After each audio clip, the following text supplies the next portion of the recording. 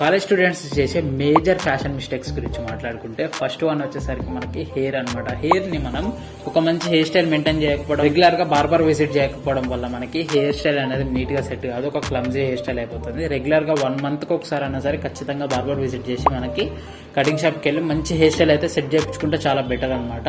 Next one వచ్చేసరికి face కి sun screen అనేది ఖచ్చితంగా యూజ్ చేయాలి. బయట కాలేజ్ లో మనకి ఎండలో తిరుగుతున్నప్పుడు స్కిన్ అనేది ఖరాబ్ అవుతుంది కాబట్టి ఒక మంచి మైల్డ్ సన్ స్క్రీన్ మీద, తక్కువ సప్లిమెంట్ ఉండే సన్ స్క్రీన్ మీద ఇన్వెస్ట్మెంట్ పెట్టడం బెటర్. నెక్స్ట్ వన్ వచ్చేసరికి మనకి డ్రెస్సింగ్ సెన్స్ అనేది ఎప్పుడు టీ షర్ట్స్ వేయడం కాకుండా జాకెట్స్, టీ షర్ట్ మీద షర్ట్స్, షర్ట్ మీద టీ షర్ట్స్, ఇట్లా డిఫరెంట్ ఎక్స్పెరిమెంట్స్ అయితే చేయడం ట్రై చేయండి.